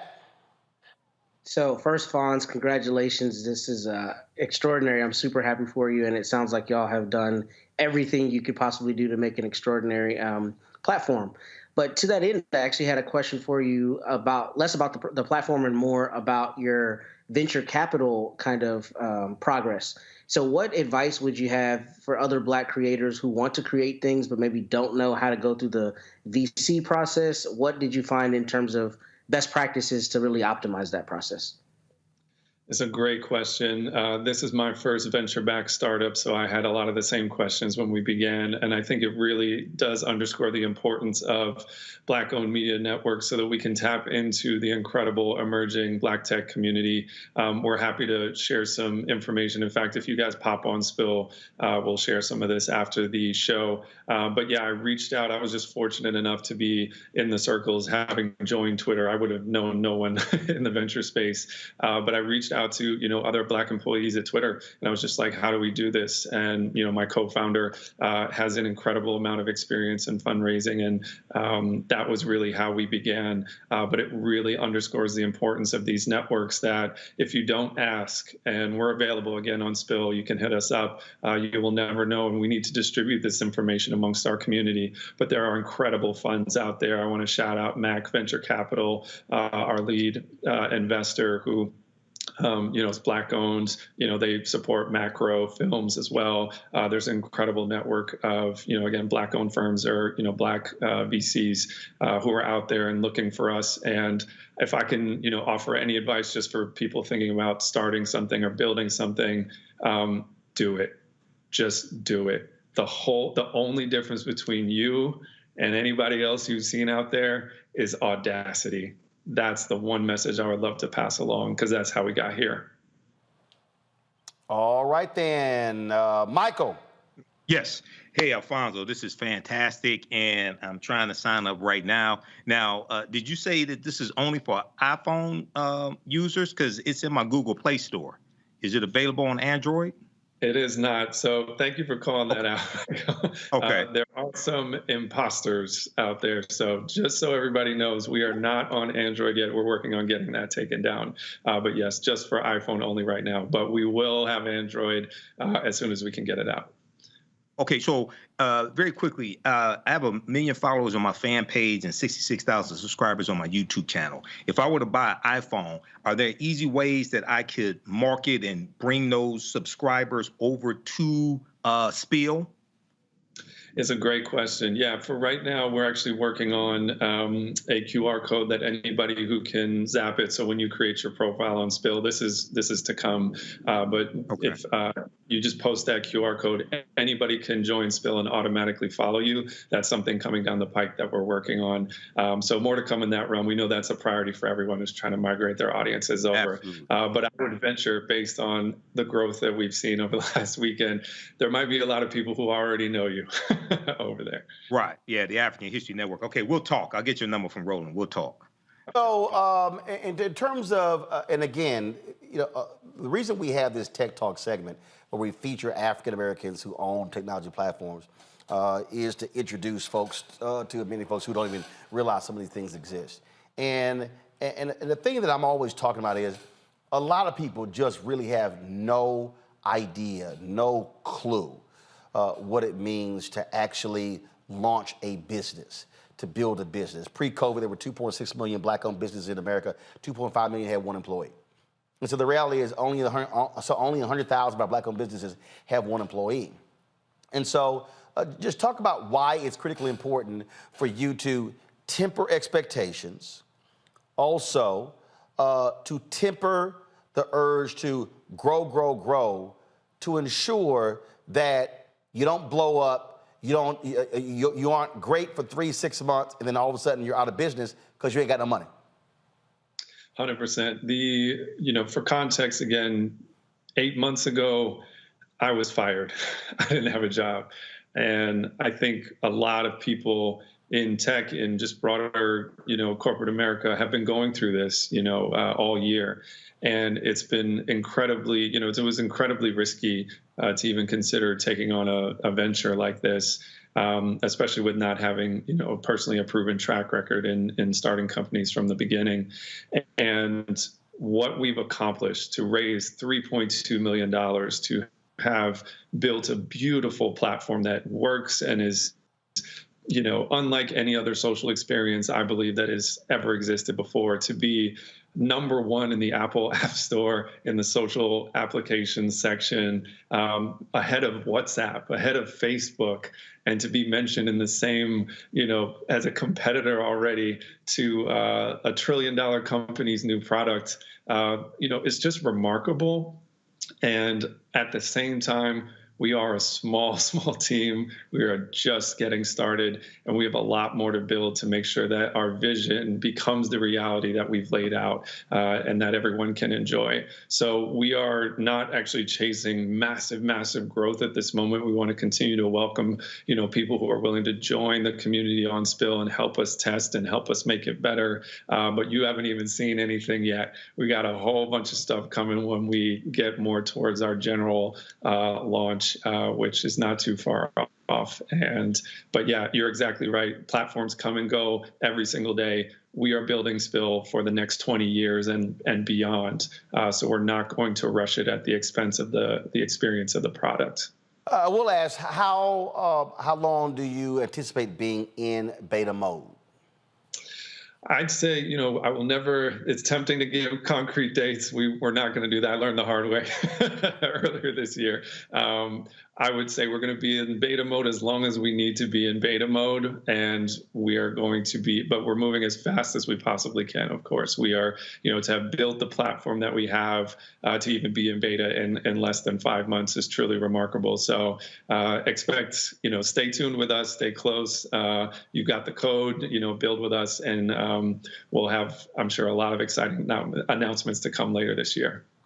All right then, I would look. What I would suggest. Look, I've been in black-owned media for a very long time. To me, I'm a firm believer locking down the base, and so I think it is also critically important for you guys targeting black radio, black newspapers. Again, letting folks know because the reality is, and I just know this from experience with a lot of our companies that we featured. Look, the dollars y'all raised at $3.2 million, look, you got to keep that in the company. It's very difficult trying to compete against these trillion-dollar companies when it comes to marketing as well. And so that's why word of mouth and growing organically. And a lot of people out there, and again, I love it how everybody and their mama is a business expert. Who gives y'all advice, and they ain't never opened a damn business. But we just crossed, the 1 million threshold on YouTube. We're growing our app, and so the reality is we've done virtually, no dollar spent on advertising because, frankly, we didn't have the money. And so growing organically is so much more important because once you go down that road of dropping crazy money on marketing, then you're like an addict, and you're just going to keep dropping it. So I think the way y'all are doing it is absolutely smart. And the only advice that I would give all the people who are haters is let them keep chirping, and then just keep building because they're gonna always be there running their mouths. Mm-hmm. I appreciate that, Roland. I appreciate that, and congratulations on the 1 million threshold. That's incredible. Appreciate it, Alfonso. Thanks a bunch. Folks, as he said, if you're looking for the code in order to download the app Spiel, it is Spiel Mob, okay? And again, they're on iPhone. Android folks, calm down. It's not our fault you got an inferior phone. But again, they're going to be on Android very soon. And remember what he said. If you see Spiel right now on the Google Play Store, that's a trash, BS, imposter app. Do not download it. They are not on Android. Be sure to spread the word. I'll be sure to post that on social as well. Alfonso, thanks a bunch. Good luck. Thank you so much, Roland. See you on Spill. All right, yes, indeed. All right, folks. Let me just say this here, and I'm gonna reiterate this because it needs to be said. I love black people. I fight for black people. I've spent more years in black-owned media than any other platform. But one of the things that absolutely drives me crazy is when I watch black people launch something and then other black people bitch, moan, and complain and tear it apart. And I watch us give white creators loads of runway to make mistakes. It angers me when I hear black people say, ooh, I once hired a black electrician, it didn't work out. I've hired a lot of white people who didn't do some stuff right. I didn't go, well, I ain't never hiring nobody white again. We can be our own worst enemies. We can be the biggest critics of our own people when it comes to something. I literally watched this with Isaac Hayes and fan base. Folks were saying, you don't have this, and you don't have that, and you don't have this, and you don't have that. They were literally comparing a black-owned, black-created app that at that point had raised about $3 million to an app over here where 500 million to $1 billion have been invested in. Let me explain something to y'all. If you can drop 500 million on developing an app, and you've got 100 engineers, and you've got marketers, and you've got all these different people, but then over here you got a team of 10 or 15, that ain't hard to figure out. So what I'm gonna ask is, I'm gonna sit here and I'm gonna ask a lot of our folk to literally shut the hell up. Allow the Spiel team to methodically build. Because a lot of y'all who running y'all mouths, y'all ain't never built shit. You ain't never spent your own money. You've never built a business. You've never hired, you've never fired. And then when you're putting your own money into something, your ass is on the line. Your family's well-being is on the line. So it's real easy to sit in the comfort of your home and say, well, they should be doing this, they should be doing that. But you ain't never built nothing. So let's praise Spiel Mob for what they've done and watch them grow. Let's praise Isaac Hayes and fan base for what they're doing and watch them grow.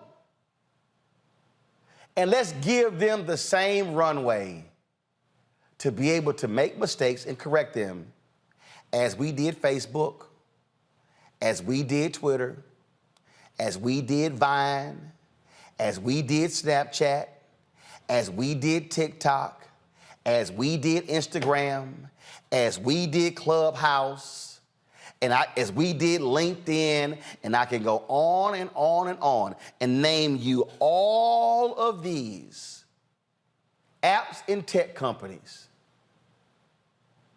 that black people never owned, that we never built, that few of them even employed us, yet we gladly gave them all of our talents and energies, and now they're worth billions of dollars, and then we're running around hollering about the lack of black wealth creation. If all the folk out here, if you download Spiel, they grow, they become valuable. If everybody watching or listening downloaded fan base, they grow, they build. And when they grow and build, they can raise more money to get better, to improve the product. And then all of a sudden, we're now competing on an equal playing field. Just be mindful of that when you start running your mouth criticizing some folks who actually had the courage to create a product that serves the interest of black folks. I'll be back on Roland Martin Unfiltered on the Black Star Network.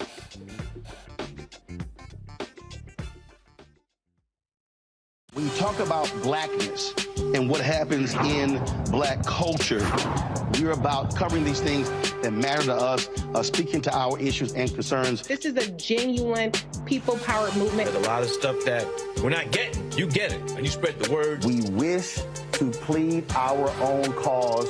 Too long have others spoken for us. We cannot tell our own story if we can't pay for it. This is about covering us. Invest in black-owned media. Your dollars matter. We don't have to keep asking them to cover our stuff. So please support us in what we do, folks. We want to hit 2,000 people, $50 this month, raise $100,000. We're behind $100,000, so we want to hit that. Y'all money makes this possible. Checks and money orders go to P.O. Box 57196, Washington, D.C. 20037-0196. The Cash App is $RM Unfiltered. PayPal is R Martin Unfiltered. Venmo is RM Unfiltered. Zelle is Roland at RolandSMartin.com. My early days on the road, I learned, well, first of all, as a musician, I studied not only piano, but I was also drummer and percussion. I was all city percussion as well. So I was one of the best in the city on percussion. There you go. Also studied trumpet, cello, violin, and bass, and any other instrument I could get my hand on. And with that study, I learned again what was for me. I learned what it meant to do what the instruments in the orchestra meant to each other in the relationships. Right. So that prepared me to be a leader. That prepared me to lead orchestras and to conduct orchestras. That prepared me to know, to be a leader of men, they have to respect you and know that you know the music. You have to be the teacher of the music. You have to know the music better than anybody. There you go. Right, so you can't walk in unprepared.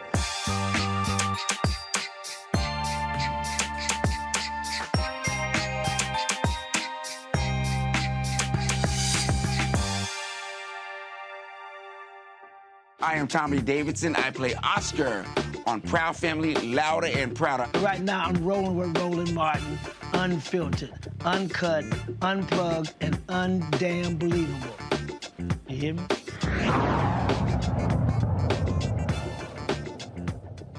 Do y'all recall the viral video of a black girl trying to get her diploma, and she did a little dance, and the principal decided not to give her a diploma? Well, guess what? That principal, she's out. Lisa Messi, the former principal at the Philadelphia High School for Girls, was replaced following a public outcry calling for accountability. Although the students eventually received their diplomas after the ceremony, the incident left them and their families feeling embarrassed and unsatisfied with the resolution.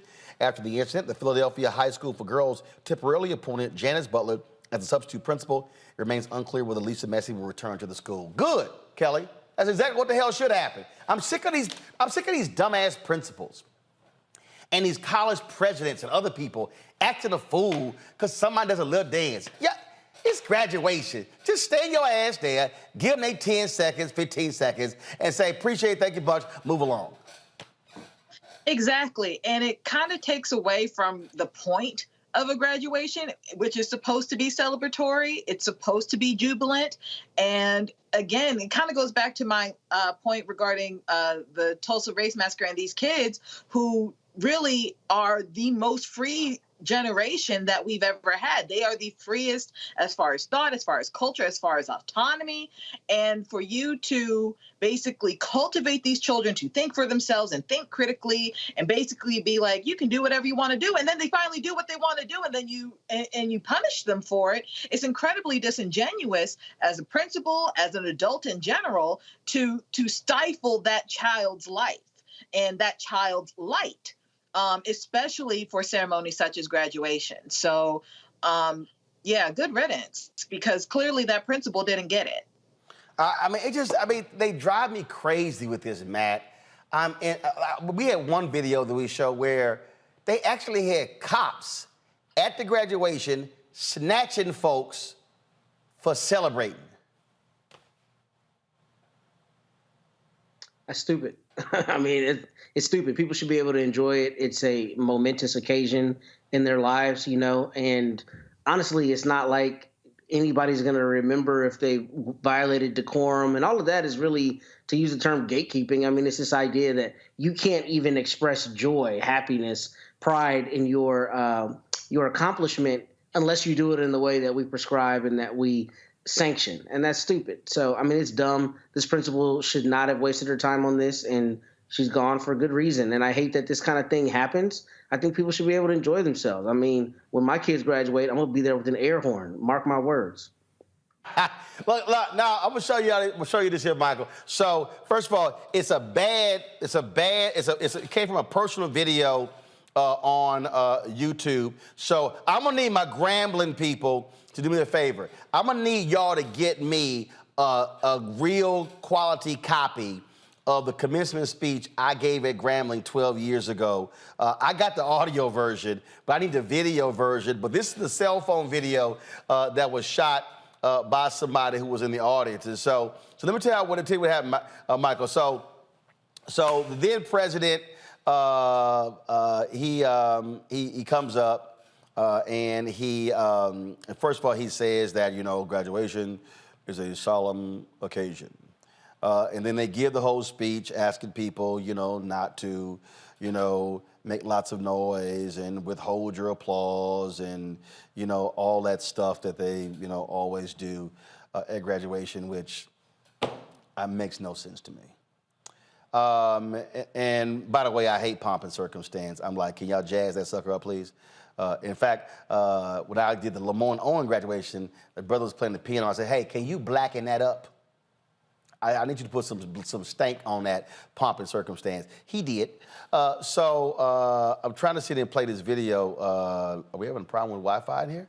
Is that what's going on? Not sure why I can't play this video. So so we're at the Grambling graduation. I then say, okay, here we go. So let me reset it. So I say, listen, I ain't come down here. Way the hell down, because I had to fly from D.C. to Dallas to Shreveport, and they drove me to the Grambling campus. I said, I ain't come here for the symphonic band. So y'all got 60 seconds to make this thing funky. And this is what happened.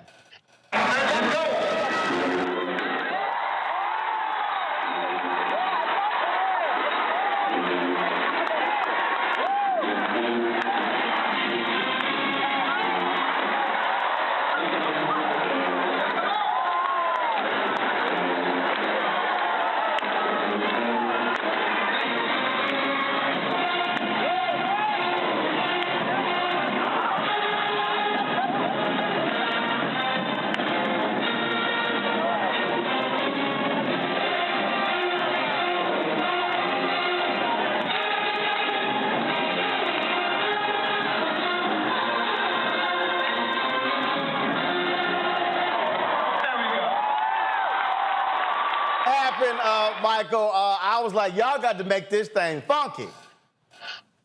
Yeah, you know, graduations are supposed to be a celebration, and there's a lot of sacrifice that parents, that family made for this person to be able to walk across the stage and get their diploma. You know, now as far as administration goes, I can understand if you had, like in my graduating class from high school, it was like 500 people, right? So I can understand you wanting to move things along. I can understand that. Stop. But so hold on. How many people you said? 500. Man, that's a small graduation. Go ahead. But this was high school. I got you, but that's still small. I'm like, yeah, but just do your little thing. But most people are doing the dance off stage. Right. So in looking at the video here with the Philadelphia High School for Girls, the little dance she did, she wasn't holding things up. Right. She was moving along as she was dancing. And then the video that Channel 6 ABC did with her, she was saying she was trying to calm like her family members down because she didn't want them to give a big response, things like this. So to withhold her diploma, because of that, there's a tinge of racism in here also. That's all that is.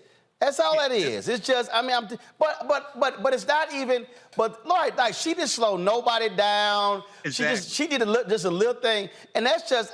But the problem is when, again, this is the basic thing. When we act like it's not, it's supposed to be a party. There are people who are walking across these stages who literally are first-time graduates.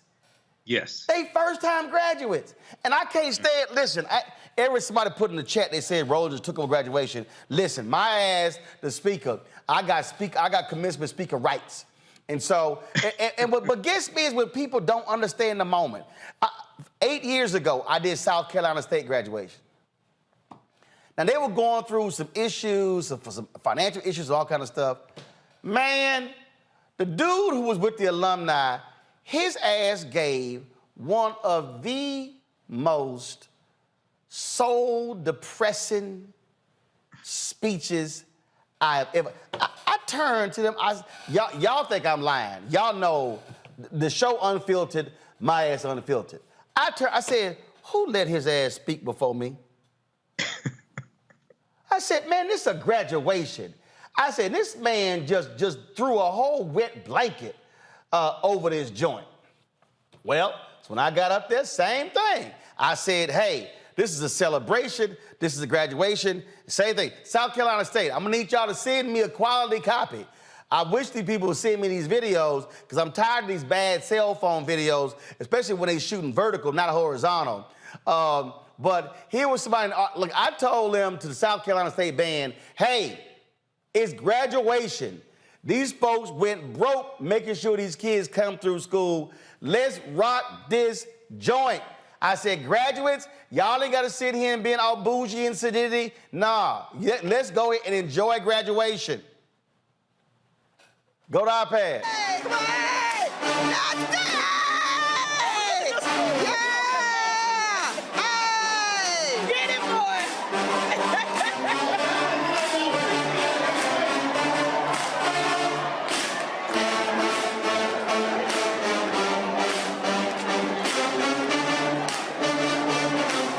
Look at Derry!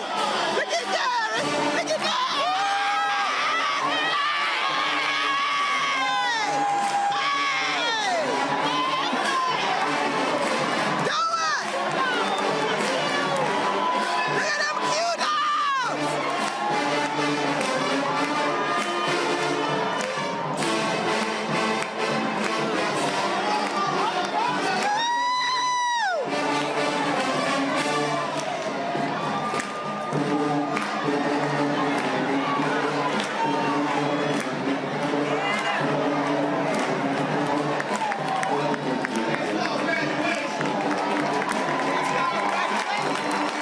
You gonna remember that graduation or that pomp and circumstance bullshit?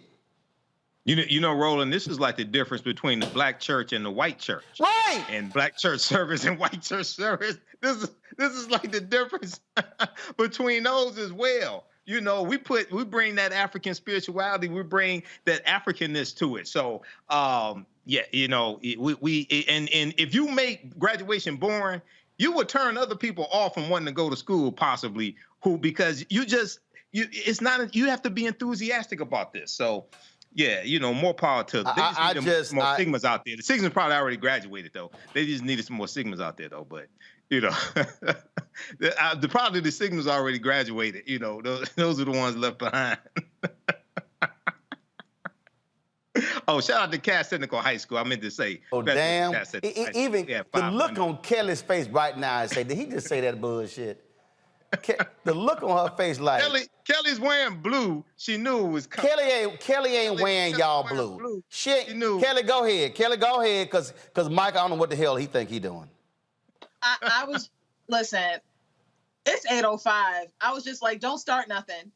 Don't. Right. I don't know why he's sitting here want to throw that nonsense in, knowing damn well he knew them sick was on scholastic probation. Oh, no. Again. No. Right. I was trying to get through the show I was trying to get through the show without taking a shot taking a shot at you little Sigmas, but you just want to go ahead and run your mouth. And I'm gonna hit y'all with this one here. This is the last one. We about to go. So again, let me thank Kelly, Michael, and Matt for being on the show. So when I did the Jackson State commencement, y'all, in December, so y'all seen that video of the former Jackson State drum major just going off at the graduation. That's only because I told the band, stop playing that damn symphonic music. Y'all need to play some Jackson State HBCU music. I'm gonna say this, but look, I done about 20 commencements, 18 HBCUs. For the last time, if you're gonna be a black school, be a damn black school. Stop having them symphonic ass bands and them choral ass choirs singing them tired, boring ass songs, okay? Man, y'all think I'm lying. I did Central State.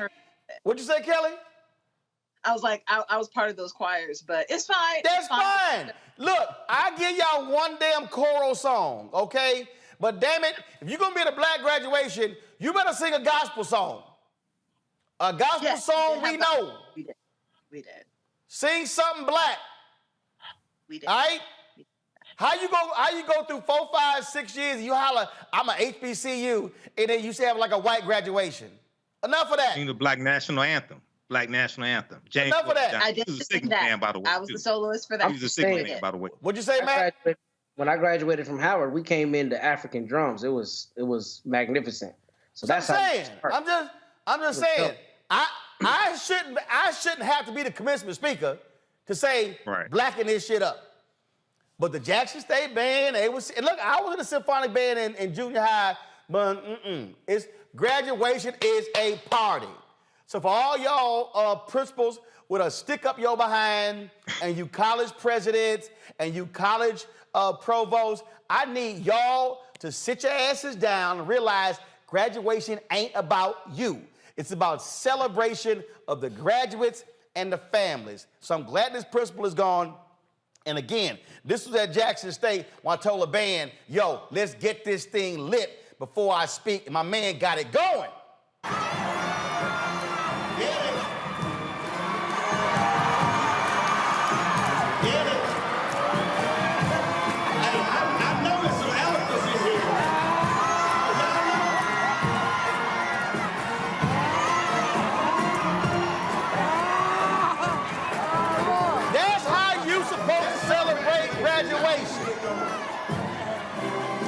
Letting y'all know, you invite me to be the commencement speaker, we gonna bring the funk. Kelly, Michael, Matt, I appreciate it. Thanks a lot, y'all. We got to go. Tomorrow on the campus of Camden Auditorium, they're going to have the celebration of life for Dr. Bill Spriggs. Normally, on a day like today, when the jobs report came out, Bill would be one of the folks we will call to be on the show. Bill passed away a couple of weeks ago. Certainly saddened by that. Bill Spriggs was an amazing economist. He was, of course, someone we often called when it came to issues of economics. And so this here is the flyer here. And so, remembering labor economist William Spriggs, celebration of life, and it's going to take place on the campus of Howard University, Camden Auditorium, tomorrow. Doors open at 10:15. The program begins at 11 a.m. And so, if you are in, and I'm not sure if they are live streaming this, and so we're going to reach out and try to find out if they're going to be live streaming this. And so if they are going to be live streaming this, we're going to carry this on the Black Star Network. Bill was an amazing guy. We love Bill dearly. He, of course, was a friend of this show. We're saddened by his passing.